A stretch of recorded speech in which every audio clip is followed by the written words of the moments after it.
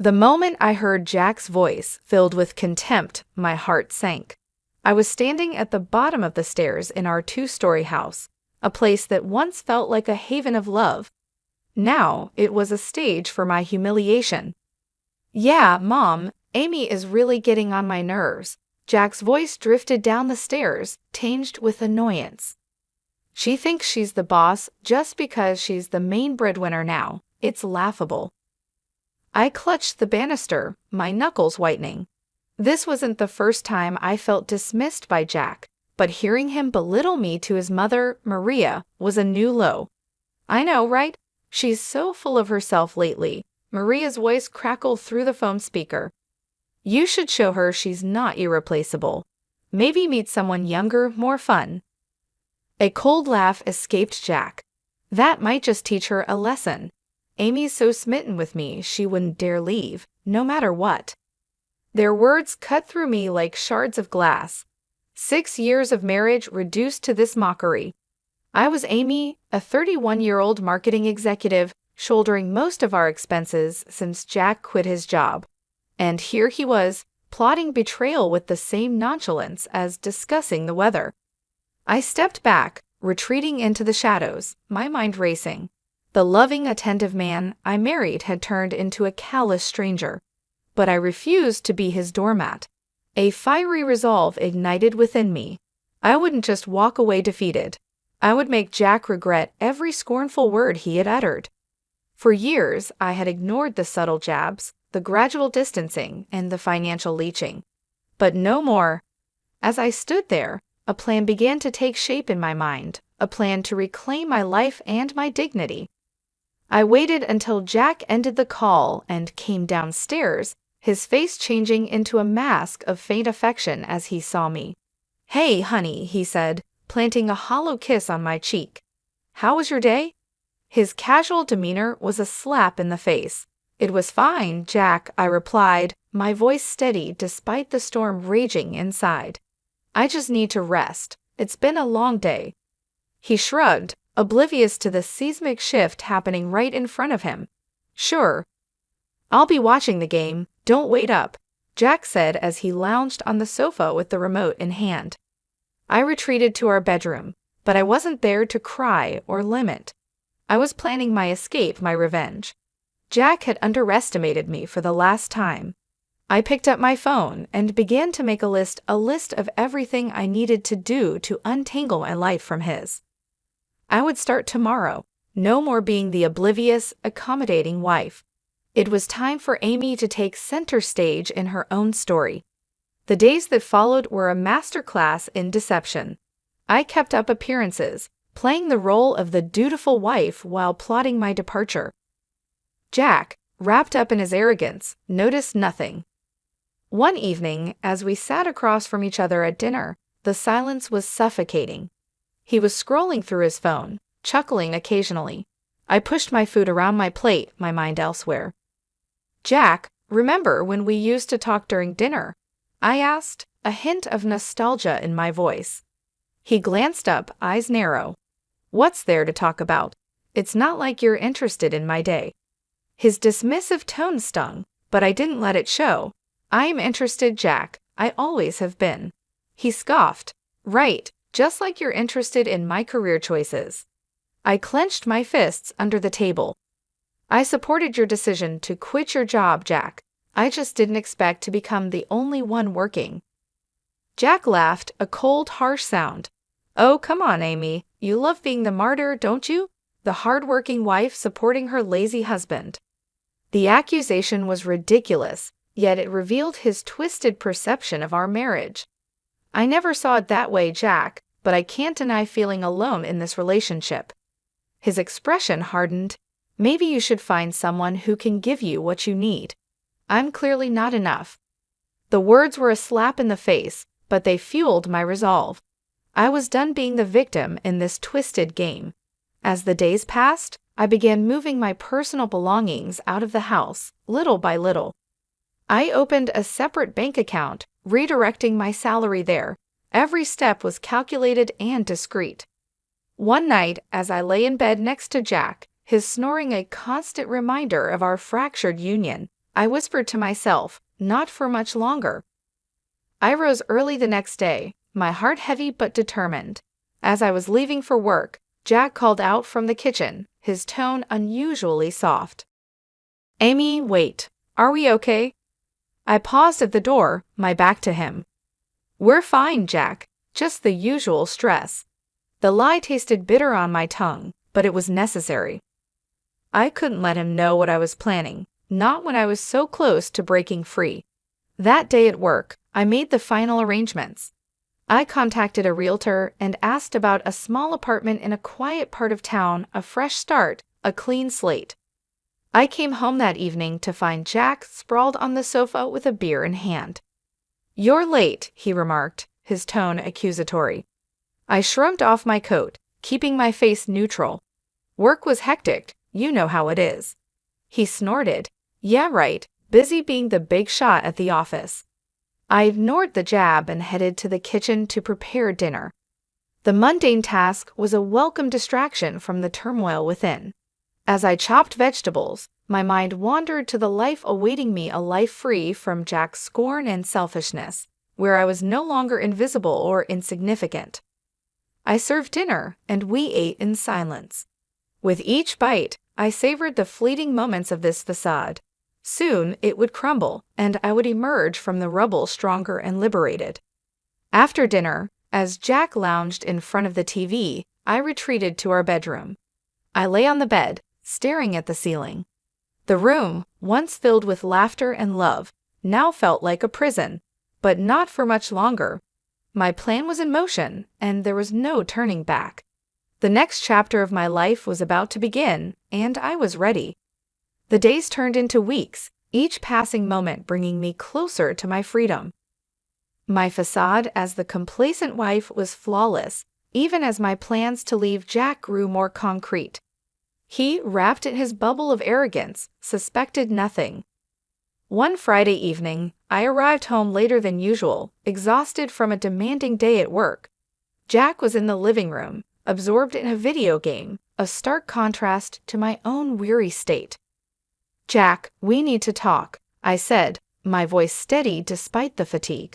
He paused his game, looking up with faint concern. "What's up, Amy?" I took a deep breath, ready to confront him about the financial strain he had put on our marriage. "I saw the credit card statement today. There's a charge of over $10,000, Jack. What did you buy?" His face paled for a moment, then he shrugged nonchalantly. "Just some stuff I needed. It's not a big deal." "Not a big deal?" My voice rose in disbelief. "Jack, you used my credit card without asking and for such an amount?" He rolled his eyes, dismissing my anger. "Come on, Amy, it's not like we can't afford it. Besides, I'm your husband. What's yours is mine, right?" The audacity of his words left me speechless. This wasn't just disrespect, it was outright theft.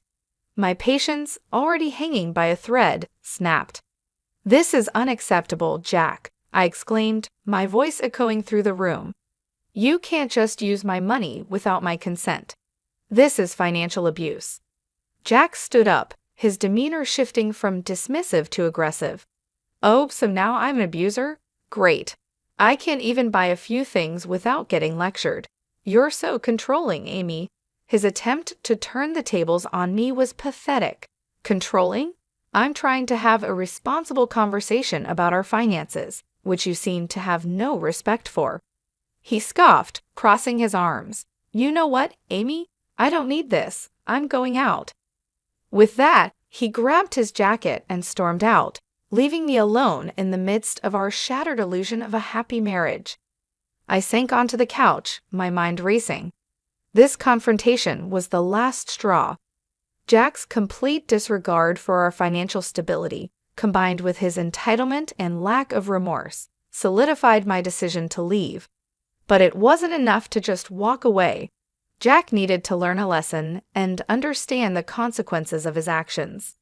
My plan for revenge began to take a more defined shape. Over the next few days, I acted as if nothing had happened while internally, I was a whirlwind of activity. I documented all instances of Jack's financial irresponsibility, gathering evidence for the impending legal battle. Meanwhile, Jack continued his carefree routines, oblivious to the storm brewing. He returned to his lazy habits, occasionally throwing a snide comment my way. But I was no longer the Amy who took his insults lying down. With each passing day, my resolve grew stronger. I was ready to reclaim my life and teach Jack a lesson he would never forget. Weeks slipped by, and the facade of our marriage continued a thin veil over the growing chasm between Jack and me. My plans, however, were solidifying, each step meticulously calculated.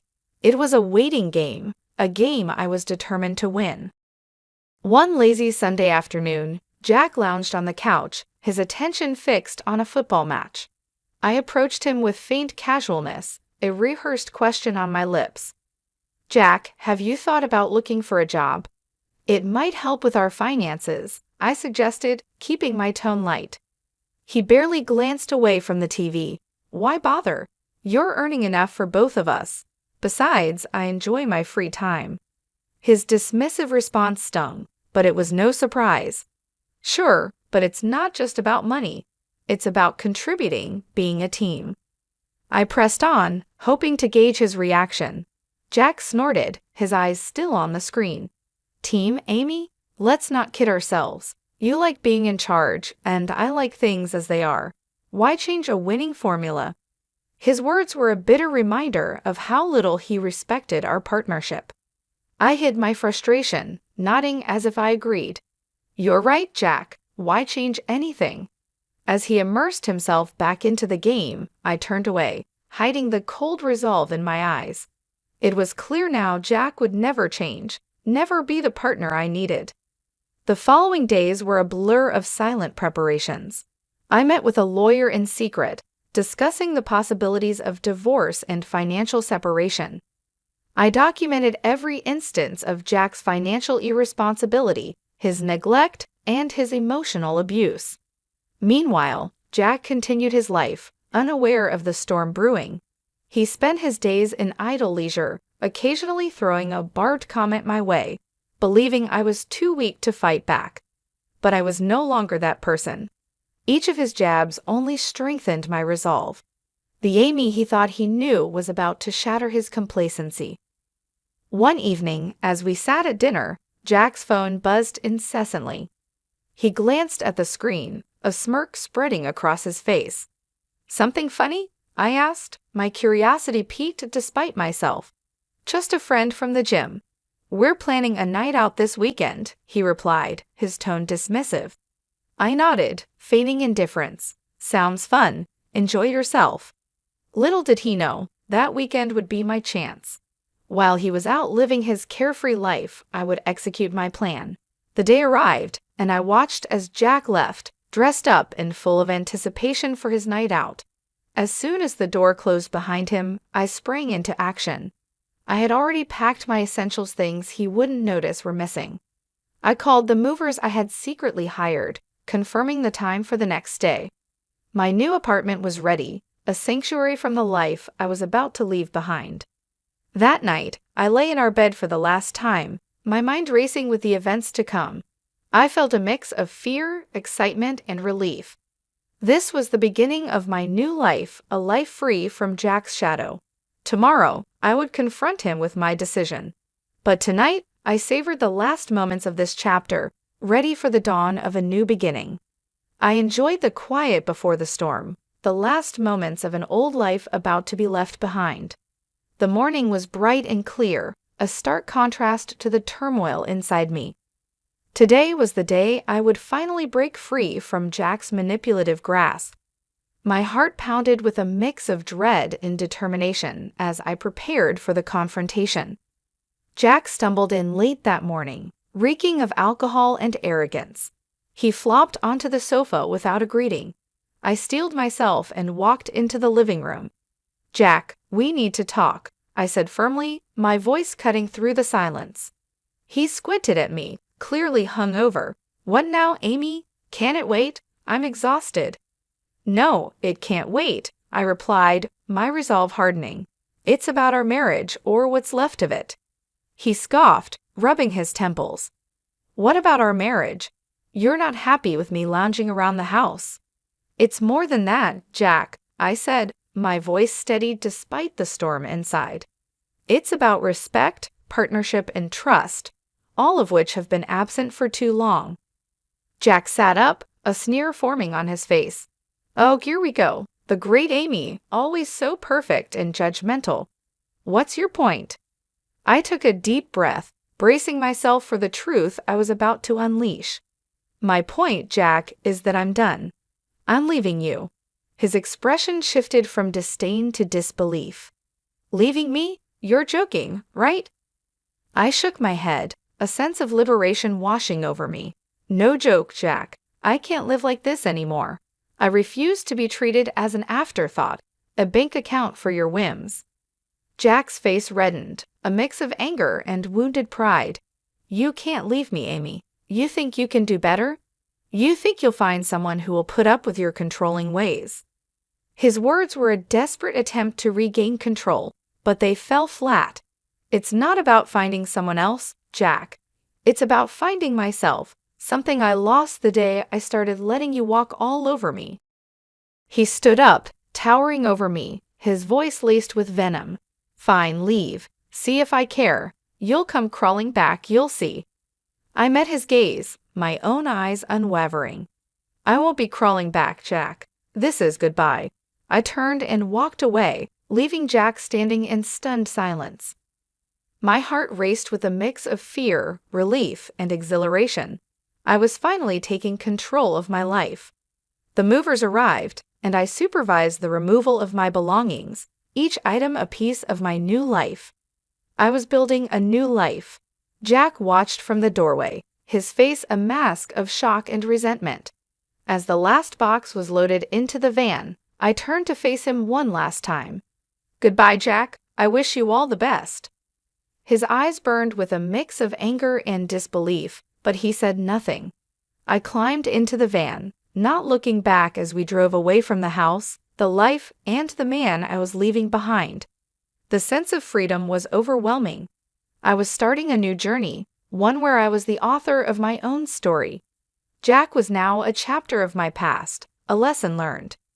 As the van pulled up to my new apartment, a small, modest space filled with potential, I stepped out into my new world.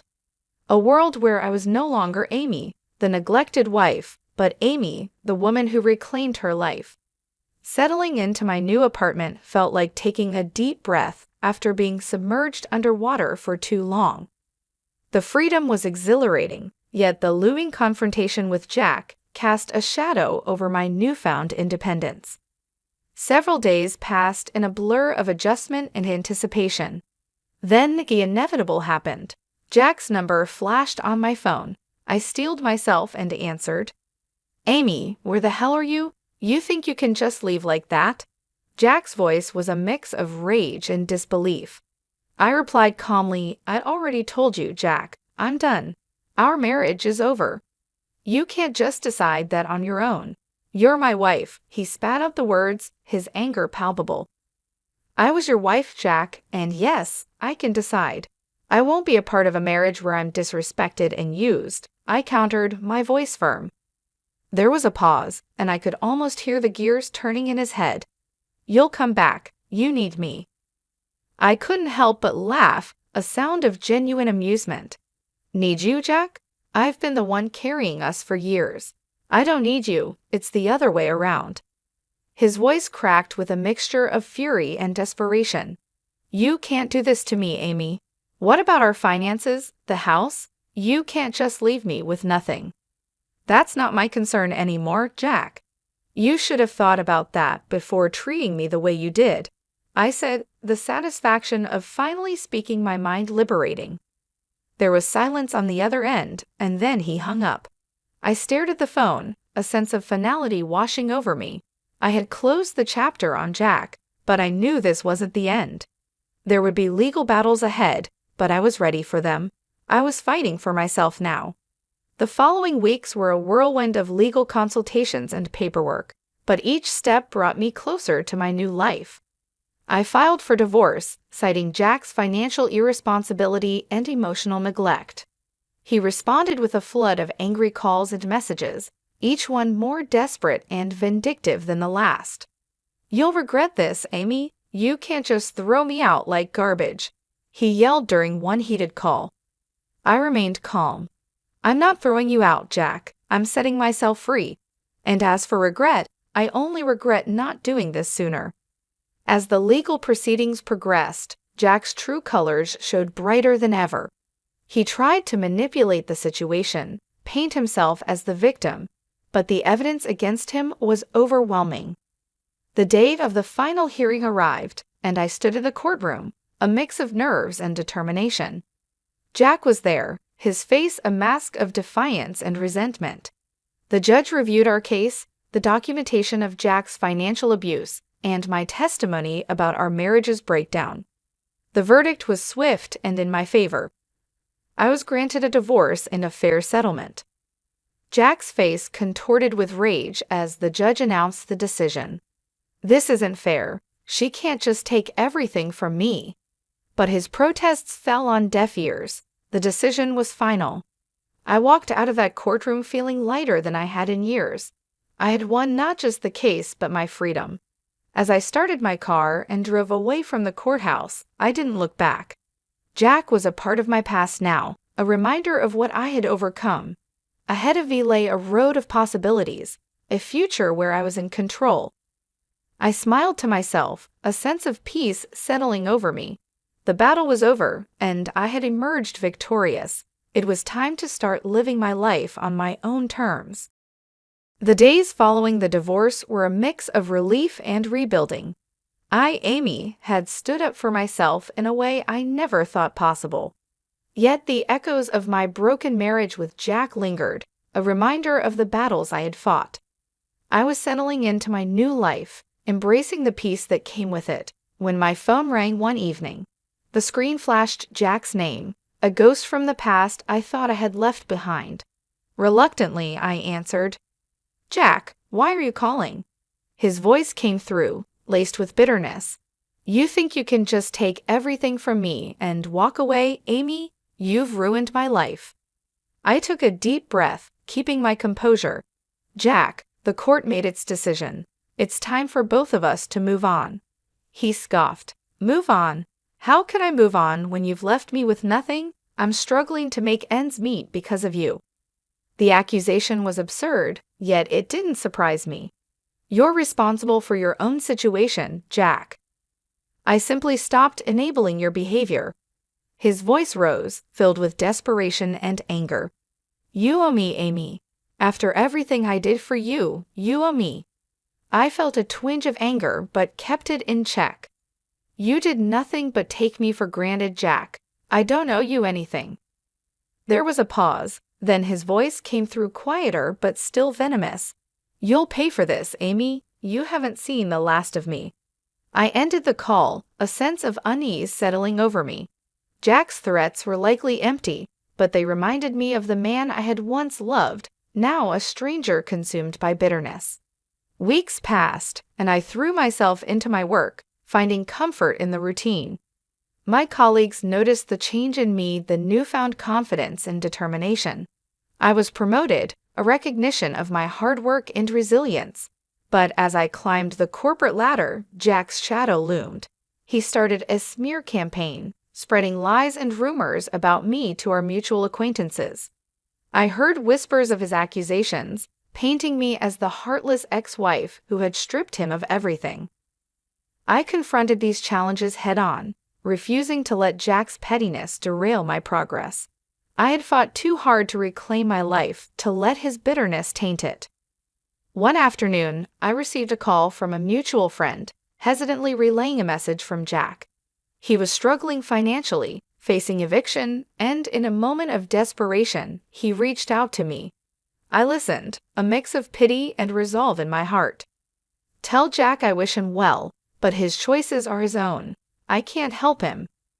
As I hung up, I realized how far I had come. The old Amy might have rushed to Jack's aid, but I was no longer that person. I had learned the hard way that you can't help someone who refuses to help themselves. I continued to build my life, finding joy in the little things. I reconnected with old friends, explored new hobbies, and started dating again. Life was moving forward, and I was at the helm. Jack's attempts to drag me down continued, but they no longer held power over me. I had risen from the ashes of our marriage stronger and more determined than ever. As I sat in my apartment one evening, reflecting on my journey, I felt a sense of peace. I had faced my demons, fought my battles, and emerged victorious. The future was bright, and for the first time in a long time, I was truly happy. I was genuinely excited for what lay ahead. Life had found a new rhythm, and mine was no different. The scars of my past with Jack were still there, but they no longer defined me. I was Amy, reborn from the ashes of the life I had left behind. My promotion at work brought new challenges and opportunities. I thrived in the environment, my confidence growing with each successful project.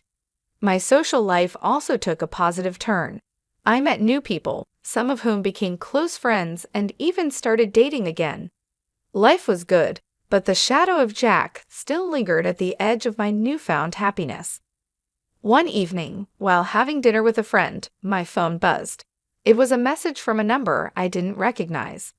Hesitantly, I opened it. It was from Jack. "Amy, I need your help. Please." The words were simple but carried the weight of our shared history. I showed the message to my friend, who looked at me with concern. "You don't owe him anything, Amy. Remember that." I knew she was right. I had moved on, but it seemed Jack was still stuck in the past. I didn't reply to the message. Instead, I blocked the number and tried to focus on the present. The next day, I heard the news. Jack had hit rock bottom.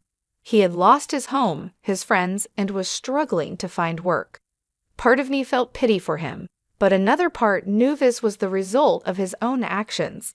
I continued with my life, the memory of Jack fading into the background. My days were filled with work, friends, and the occasional date. Life was moving forward, and I was content. 2 weeks later, I bumped into a mutual acquaintance who had kept in touch with Jack. "He's not doing well, Amy," she said, her expression somber. "He's lost everything. He's even talking about leaving town." I listened, feeling a strange mix of emotions. Jack had been a significant part of my life, but he had also been the source of much pain. His downfall was his own doing, a result of his choices and actions. "He made his bed," I replied, trying to keep my voice neutral. "I hope he finds what he's looking for." As I walked away, I realized that Jack's downfall was his own karma. He had chosen his path, and now he was facing the consequences. It was a harsh reality, but it was not mine to bear. Months passed, and life continued. I heard bits and pieces about Jack's situation now and then, but they no longer affected me. I had moved on, building a life that was mine and mine alone. One day, as I sat in my office looking out at the city's skyline, I reflected on my journey. I had faced hard times, fought for my dignity, and emerged stronger. I had learned to stand up for myself, to demand respect, and to walk away from negativity. I had also learned to forgive, not for the sake of those who had wronged me, but for my own peace. Holding on to anger and resentment only weighed me down. I had let go, and in doing so, I had found freedom. As the sun set, casting a warm glow over the city, I smiled. I was happy, truly happy. My past with Jack was just that, the past. Ahead of me lay a future full of possibilities, a future I was ready to embrace.